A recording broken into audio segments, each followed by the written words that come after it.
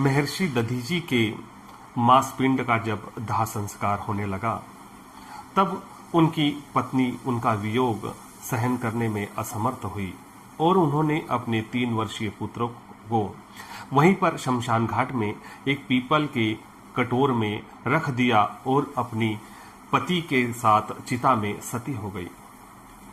3 वर्षों का अबोध बालक पीपल के कटोर में तड़पता रहा, भूख प्यास से बिलखता रहा और उसने उसी पीपल के कटोर में पीपल के गोंद और पीपल के गिरे हुए जो फूल और फल थे उससे अपना जीवन यापन करना प्रारंभ कर दिया।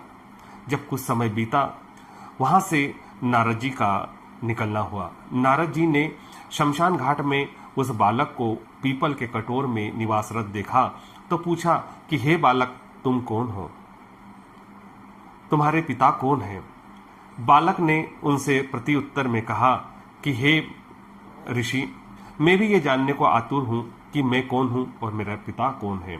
नारद जी ने दिव्य दृष्टि से देखा और कहा कि बेटा, तुम महर्षि दधीची के पुत्र हो जो बड़े दानवीर थे और उन्होंने अपने देवताओं से और राक्षसों का जब संघर्ष हुआ, राक्षस किसी प्रकार हार नहीं मान रहे थे तो देवताओं के राजा इंद्र को अपनी हड्डियां दान दे दी, जिससे उन्होंने वज्र बनाया और फिर असुरों को परास्त किया।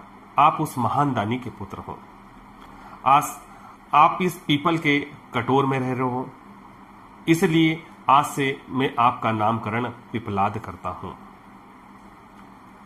पिपलाद ने उनसे पूछा कि हे ऋषि, मेरे पिता इतनी अल्पायु में बलिदानी हो गए, उसका क्या कारण? और मुझ पर यह घोर विपत्ति आई, उसका क्या कारण है? तब नारद जी ने कहा, ये दोनों कारण शनि की महादशा के कारण हुए हैं। शनि की कुदृष्टि के कारण तुम्हारे पिता मात्र 31 वर्ष की आयु में इस संसार से चले गए और तुम्हें भी इतनी यातनाएं भोगना पड़ी।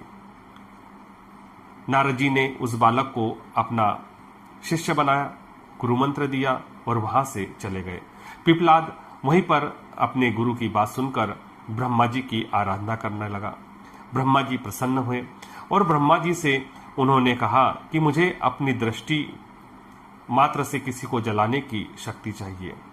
ब्रह्मा जी ने तथास्तु कहा और चले गए।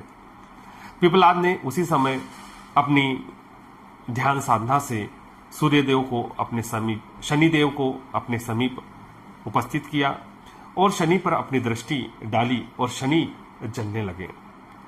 शनि का बचाव किसी प्रकार से न होता देख देवता बड़े चिंतित हुए और उनके पिता सूर्यदेव भी चिंतित होकर ब्रह्मा जी के पास गए कि ब्रह्मा जी, अब आप ही शनि को बचा सकते हैं। ब्रह्मा जी तुरंत पिपलाद के पास आए और पिपलाद से कहा, बेटा, शनि को छोड़ दो। लेकिन पिपलाद बात मानने को तैयार नहीं था। तब ब्रह्मा जी ने कहा कि बेटा, मैं तुम्हें एक के बदले 2 वरदान दूंगा। आप चाहो तो 2 वरदान मांग लो, लेकिन शनि को छोड़ दो। तब पिपलाद ने कहा, चलिए ठीक है, आप कहते हैं तो मैं शनि देव को छोड़ देता हूं, लेकिन मेरे 2 वरदान ये रहेंगे कि 5 वर्ष तक के किसी भी बालक की कुंडली में शनि का स्थान न हो, जिसके कारण जैसे मैं घर परिवार से वंचित हुआ वैसे वो बालक वंचित न हो पाए।